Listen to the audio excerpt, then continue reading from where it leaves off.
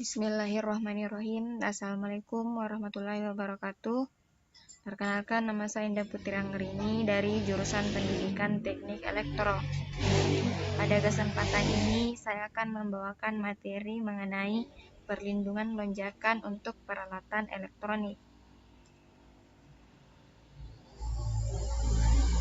Yang pertama yaitu definisi lonjakan. Lonjakan adalah kenaikan tegangan sementara tetapi tajam dalam sistem tenaga, biasanya sebagai akibat dari aktivitas petir, tetapi terkadang juga karena penyebab internal. Kenaikan mungkin berlangsung selama sebagian kecil dari gelombang siklus daya. Ini mungkin terdiri dari satu lonjakan atau beberapa lonjakan yang berkurang, kecuali jika lonjakan dilindungi dengan baik, menyebabkan kegagalan isolasi pada kabel atau perangkat listrik karena tegangan yang berlebihan. Energi yang terkandung dalam gelombang dapat menghancurkan bagian-bagian sistem tenaga yang dilaluinya. Akibatnya, besarnya gelombang arus. Yang kedua yaitu cara melindungi diri dari lonjakan. 1. Sistem proteksi petir sesuai kode yang relevan. 2. Jaringan grounding, pembumian, bonding yang berkualitas. 3. Penahan lonjakan arus pada sirkuit daya. 4. Perlindungan multilevel pada jalur sinyal berdasarkan konsep zona perlindungan. 5. Pemeliharaan sistem yang berkelanjutan. Pengikatan sistem ARDE yang berbeda sebagai alat pemeriksaan lonjakan arus. Ketika peralatan elektronik sensitif pertama kali muncul di tempat kerja, biasanya bagi produsen peralatan meminta elektroda referensi ARDE terisolasi terpisah, karena diklaim bahwa menghubungkan sistem ini dengan ARDE bangunan akan mempengaruhi operasinya karena kebisingan ARDE. Maka lahirlah konsep tanah bersih sebagai lawan dari tanah kotor lainnya. Jadi, sementara tanah bersih yang tidak mengembangkan potensi tinggi ini tetap berada pada potensi tanah yang sebenarnya. Bagian logam lain atau struktur bangunan atau lantai di sekitarnya semuanya dapat dianggap berpotensi tinggi.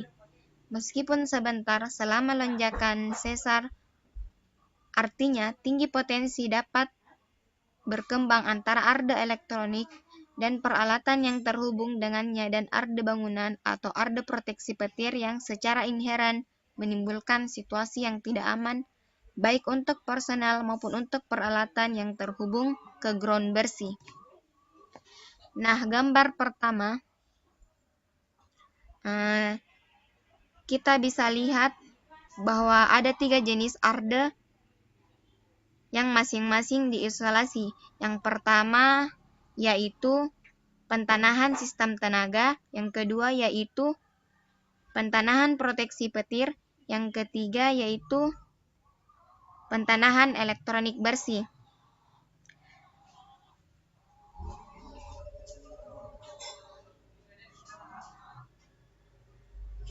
Seperti yang kita lihat, ketika petir menyambar sebuah bangunan, hal itu menghasilkan tegangan tinggi sesaat pada konduktor pentanahan karena waktu pelepasan yang cepat dan induktansi dari kabel pentanahan yang hanya merupakan fungsi dari panjangnya.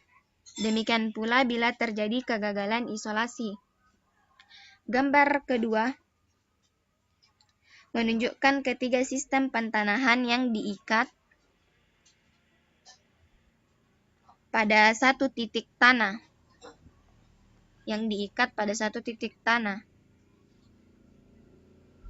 Secara teoritis, pengaturan ini akan mencegah potensi diferensial antara alasan yang berbeda. Tetapi dalam praktiknya, pentanahan elektroda bersama seperti itu akan memiliki nilai impedansi yang tinggi yang tidak dapat menyebabkan gelombang petir dengan tepat dan akan menyebabkan peningkatan potensial yang tidak semestinya dalam sistem pengardian sehubungan dengan massa bumi.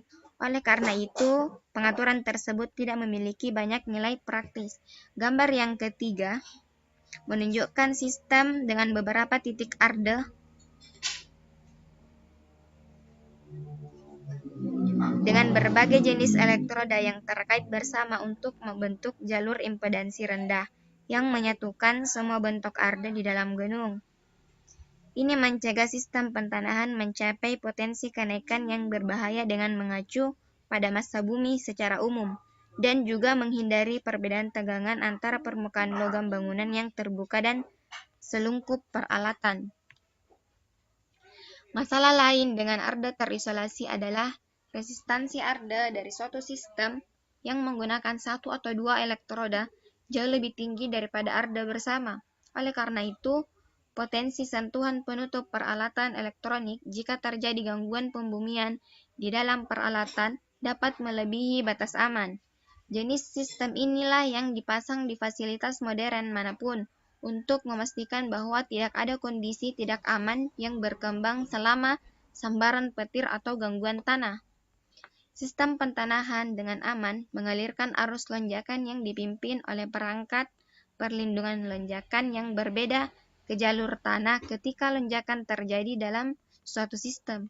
Dengan demikian, pengikatan sistem pembumian yang berbeda merupakan langkah pertama menuju perlindungan peralatan sensitif terhadap lonjakan.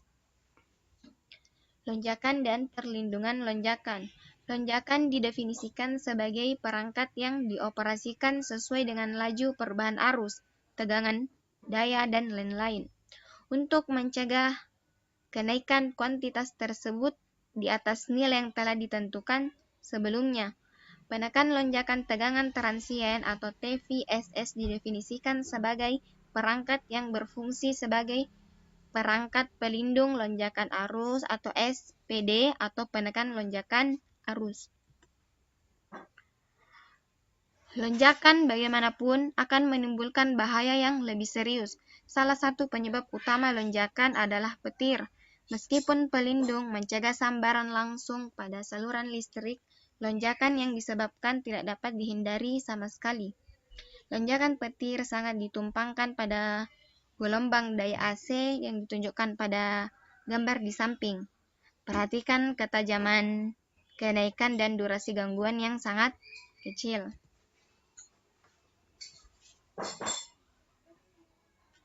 Alasan utama lainnya adalah lonjakan adalah pembukaan beban induktif. Bentuk gelombang yang dihasilkan adalah serangkaian lonjakan yang berkurang yang ditumpangkan di atas gelombang sinus AC seperti gambar di samping. Lonjakan switching semacam ini dapat terjadi tidak hanya pada transformator daya besar bertegangan tinggi, tetapi juga dalam sistem distribusi bangunan yang menggunakan kumparan coke jatuh daya kecil dengan transformator atau kumparan relay yang digunakan pada perangkat yang berbeda. Prinsip perlindungan lonjakan. Ketika gelombang dengan muka gelombang yang curam masuk ke dalam sistem bagian gelombang di atas, tegangan rusaknya penekan dialirkan ke tanah, jauh dari peralatan hilir. Bagian atas gelombang dipotong menghasilkan bentuk gelombang yang terpotong, yang ditunjukkan pada gambar di samping. Ada banyak perangkat dengan voltage dan level daya yang berbeda, yang sesuai dengan sistem yang diproteksi, mulai dari penahan celah percikan pada sistem tenaga tinggi tegangan,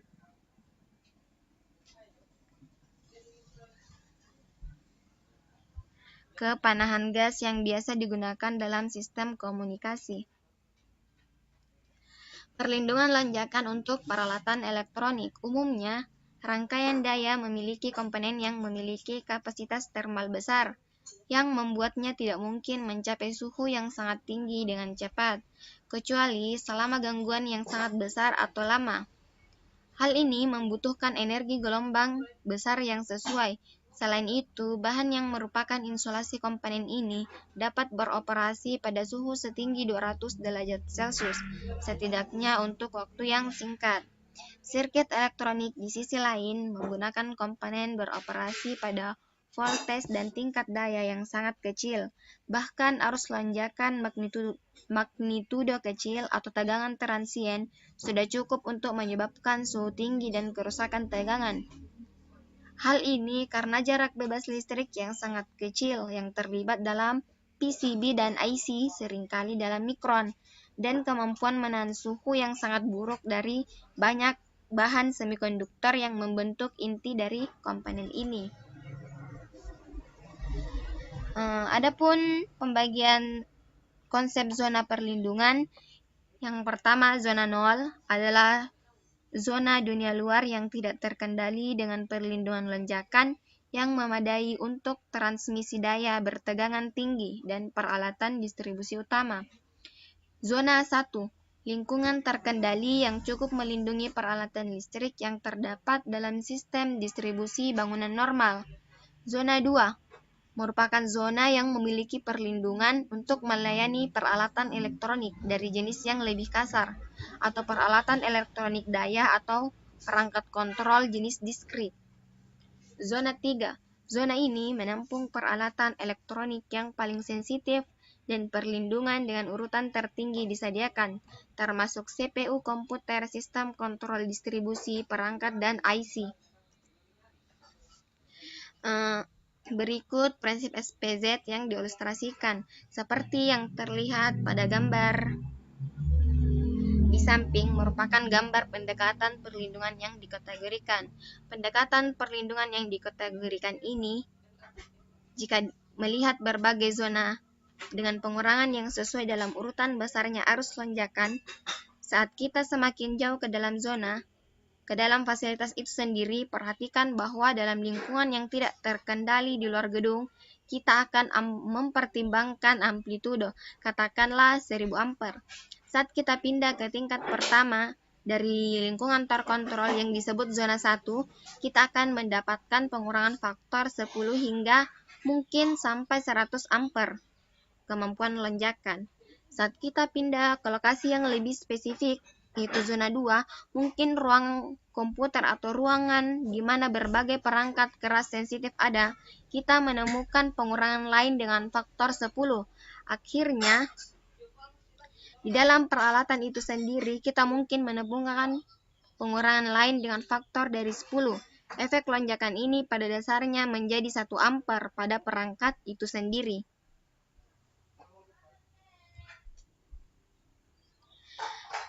Gambar di samping merupakan gambar transisi zona 0 ke zona 1. Di sini akan dibahas mengenai level diskrit antara level pertama, zona terkontrol 1, dan mungkin perangkat plug-in yang membawa ke lokasi zona 2. Dapat dilihat perangkat perlindungan lonjakan tersedia yang menangani telekomunikasi data, dan berbagai jenis steker fisik sambungan untuk masing-masing, termasuk konektor telepon jenis RJ serta kabel koaksial.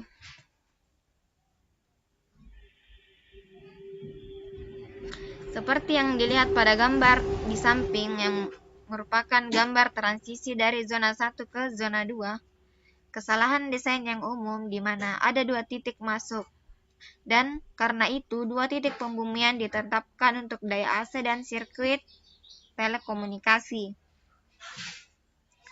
Penggunaan perangkat TVSS di setiap titik sangat bermanfaat dalam mengontrol kondisi lonjakan, saluran ke saluran, dan saluran ke bumi di setiap titik masuk. Tetapi pengaturan tidak dapat melakukan tugas ini di antara titik masuk. Hal tersebut sangat penting karena peralatan korban dihubungkan di antara 2 titik. Oleh karena itu, arus lonjakan mode umum akan didorong melalui peralatan korban antara 2 sirkuit meskipun TVSS sangat dibutuhkan. Hasil minimal di atas adalah kerusakan data secara maksimal, mungkin ada bahaya kebakaran dan sengatan listrik pada peralatan. Materi selanjutnya yaitu mencapai perlindungan lonjakan bertingkat. Dilihat gambar di samping merupakan gambar perlindungan di zona 0. Gambar di samping diperlihatkan gambar awan, badai petir yang mengalir ke jalur distribusi. Dan titik penerapan penangkal petir perusahaan listrik ini di titik 1 dan 2. Perhatikan bahwa tegangan operasi di sini adalah 11.000 volt pada saluran primer dan trafo memiliki tegangan sekunder 380 per 400 volt. Biasanya melayani perlindungan lonjakan peralatan elektronik 89 konsumen. Ketika sambaran petir menghantam saluran listrik, konstruksi yang melekat pada saluran listrik membuatnya mampu menahan hingga 95.000 volt untuk sistem insulasinya. Hal tersebut merupakan tingkat impuls dasar atau biasa disingkat dengan BIL. Sebagian besar peralatan konstruksi 11.000 volt akan memiliki peringkat BIL 95 kV, sehingga isolasi kawat, lengan silang, dan semua bagian lain yang dekat dengan konduktor pembawa arus mampu menahan tegangan tinggi tersebut.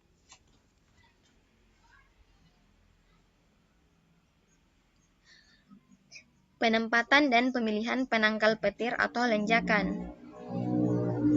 Di zaman seperti sekarang ini, kita menemukan banyak orang yang menempatkan penangkal petir dan perangkat pelepasan di dalam ruang yang ditempati di mana peralatan dan personel yang mewakili beban-beban keuangan yang berat serta faktor keamanan.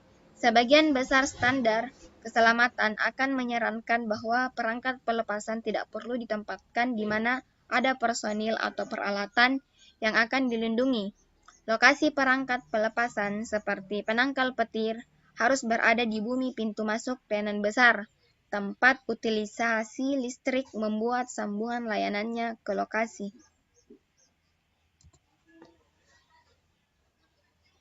Gambar di samping menunjukkan pasokan utilisasi listrik keseluruhan dan perkawatan internal. Kita lihat rekomendasi yang sesuai dengan apa yang telah dibicarakan sebelumnya. Kotak hitam yang ditandai pada gambar sebagai SPD pertama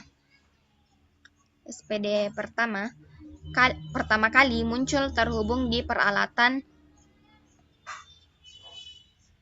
pintu masuk layanan di dalam gedung tempat ia menerima daya dari trafo. Perangkat yang sesuai untuk tugas ini adalah penahan lonjakan jenis MOV. Selanjutnya, kita melihat SPD di papan panel atau perakitan sub panel.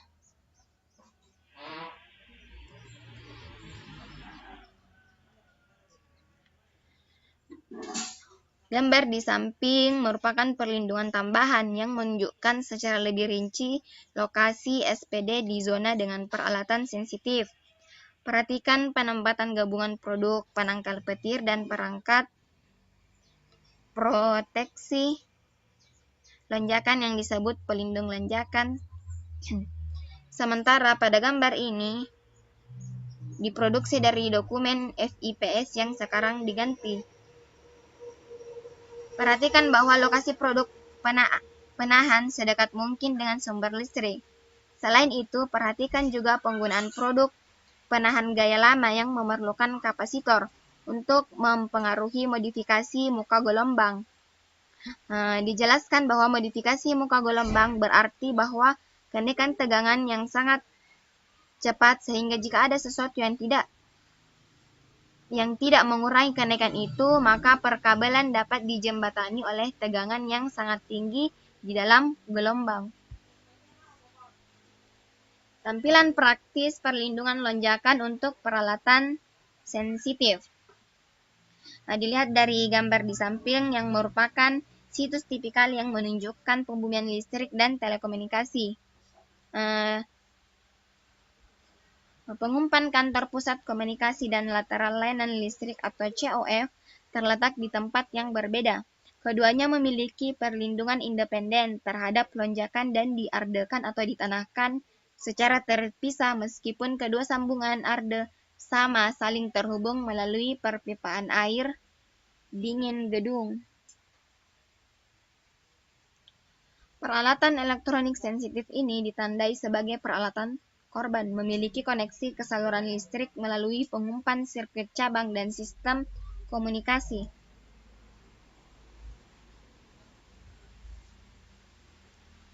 Gambar perlindungan lonjakan ditambahkan untuk peralatan korban yang terlihat pada gambar berikut. Masalah aliran gelombang melalui gedung masih harus dipecahkan. Ada dua kemungkinan pendekatan untuk menyelesaikan masalah ini, bergantung pada apakah Anda merencanakan fasilitas baru atau berurusan dengan fasilitas yang sudah ada. Pemilihan perangkat yang cocok untuk perlindungan lonjakan arus.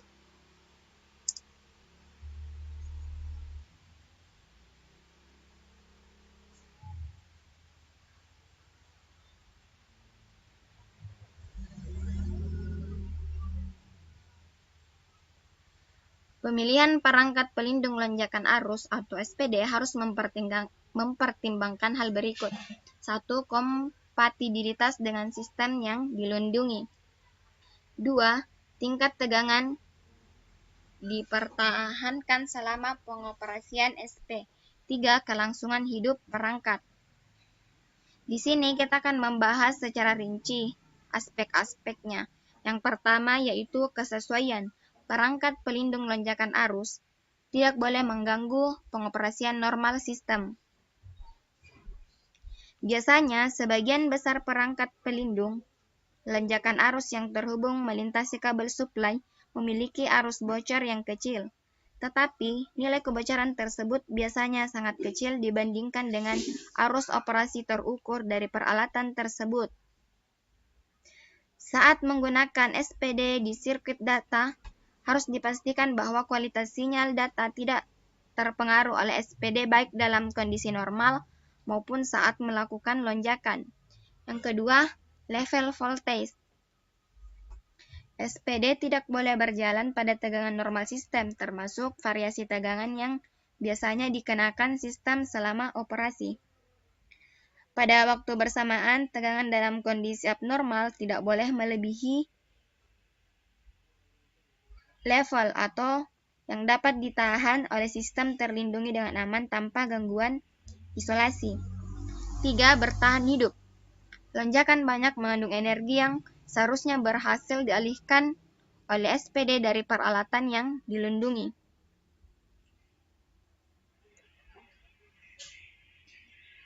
Kuantum energi bervariasi dengan lokasinya seperti yang terlihat sebelumnya, bahwa lokasi dapat berada di bawah zona berbeda yang diklasifikasikan menurut tingkat keparahan lonjakan yang mungkin terjadi, dengan zona 0 menjadi yang terburuk. Semakin berkurang saat kita naik ke zona 3. Dengan demikian, tingkat daya lonjakan di zona 1 yang tertinggi dan zona 3 yang paling sedikit. SPD yang dipilih untuk masing-masing lokasi ini harus dengan aman menjepit tegangan sirkuit yang dilindungi ke nilai yang ditentukan dan menyerap energi yang terkandung dalam lonjakan tanpa kerusakan permanen pada dirinya sendiri. Harus diingat bahwa gelombang petir dapat mengandung banyak komponen gelombang dan SPD harus menahan semuanya dengan aman.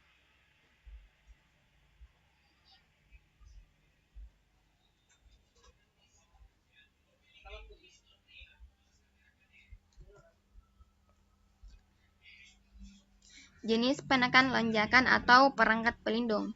Ada dua jenis perangkat dasarnya. Yang pertama yaitu perangkat yang membatasi tegangan. Jenis yang pertama ini bertindak dengan menjepit tegangan ke nilai yang aman sambil mengalirkan sisa tegangan lonjakan dan energi ke tanah melalui kabel pentanahan. Kabel pentanahan harus dijaga sesingkat mungkin agar penurunan tegangan pada kabel tidak menambah voltage pada SPD. Variabel oksida logam MOV sebagaimana disebutkan dan dioda Zener yang digunakan dalam rangkaian elektronik adalah contoh perangkat tersebut. Perangkat ini menggunakan prinsip resistor non-linear yang resistansinya turun tajam ketika tegangan melebihi nilai ambang batas. Tetapi nilai resistansi sedemikian rupa sehingga tegangan tetap berkurang lebih konstan bahkan ketika arus lonjakan besar dilakukan melalui arrestor. Yang kedua yaitu perangkat yang mengalihkan tegangan nilai yang lebih rendah saat rusak. Perangkat jenis ini merupakan tipe pengalih tegangan yang tiba-tiba beralih ke kondisi tegangan rendah ketika tegangan melebihi nilai ambang tertentu, sehingga menurunkan tegangan pada sirkuit yang dilindungi.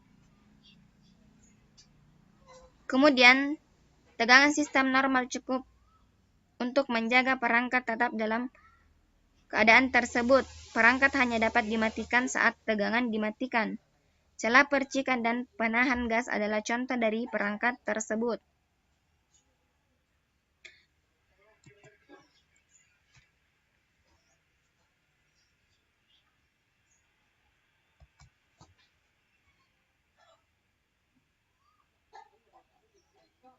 Adapun kelemahan utama dari arrestor tersebut, yang pertama yaitu mereka relatif lambat dalam merespon lonjakan yang sangat curam, dan perangkat sensitif seperti transistor mungkin gagal karena penundaan ini. Yang kedua, karena konstruksi arrestor MOV dalam bentuk piringan seng oksida yang ditekan bersama kapasitansi perangkat tinggi. 3. Arrestor MOV dikenakan penuaan istilah yang penuaan 3. Arrestor MOV dikenakan penuaan. Artinya, ketika sebuah penahan MOV melakukan arus surya lebih tinggi dari nilai rancangannya,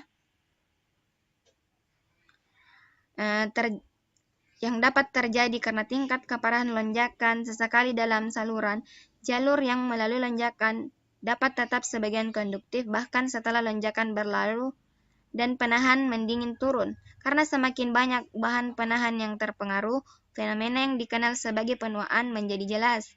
Arus bocor pada arrestor kondisi operasi normal terus meningkat dengan kejadian seperti itu, yang menyebabkan pemanasan internal pada arrestor meningkat melebihi kapasitasnya untuk menghilang dengan aman, maka menghasilkan lebih banyak bahan MOV yang menjadi konduktif.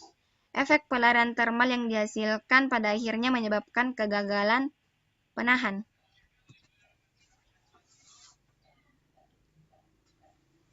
Selanjutnya yaitu penahan gas, contoh perangkat pengalihan tegangan. Penahan gas pada dasarnya adalah perangkat jenis pelepasan yang terdiri dari sepasang elektroda yang ditempatkan dalam badan kaca atau keramik dan diisi dengan gas yang akan terionisasi dan berjalan pada tegangan yang tepat. Arus sebelum ionisasi dapat diabaikan dan setelah tegangan rusaknya tercapai, konduksi berlangsung pada tegangan yang relatif rendah. Penahan gas dapat menangani arus besar tanpa terlalu panas, namun mereka tidak cocok untuk digunakan di sirkuit daya karena mereka tetap berjalan bahkan pada tegangan normal. Setelah terjadi kerusakan karena gas terionisasi membutuhkan sedikit waktu untuk kembali ke keadaan normal. Juga tegangan tembus bukan nilai konstan tetapi tergantung pada kecuraman gelombang transien. Tegangan tembus dalam kondisi transien mungkin beberapa lipat lebih tinggi dari nilai pengenal. Jadi, ini tidak efektif untuk melindungi sirkuit elektronik kecuali digunakan bersama dengan perangkat lain. Selanjutnya yaitu koordinasi penekan lonjakan. Perlindungan lonjakan yang efektif memerlukan tindakan terkoordinasi dari berbagai perangkat, dari perangkat pengalih arus berkapasitas besar di saluran masuk layanan, diikuti oleh serangkaian perangkat penjepit tegangan yang menurun, dan peringkat penyerapan energi lonjakan. Tujuan perangkat di saluran masuk layanan adalah untuk mengurangi tingkat energi dari lonjakan serius ke nilai yang dapat ditangani oleh perangkat hilir.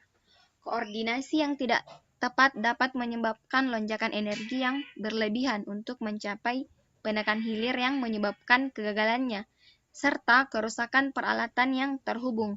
Prinsip zona perlindungan yang dijelaskan pada awal bab ini merupakan cara praktis untuk memperoleh jenis koordinasi tersebut. Demikianlah materi dari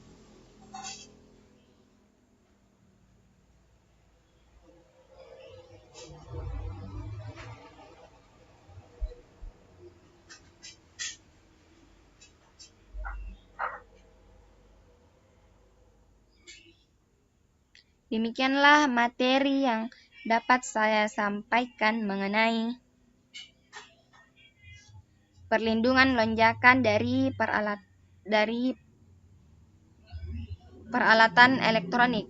Wassalamualaikum warahmatullahi wabarakatuh.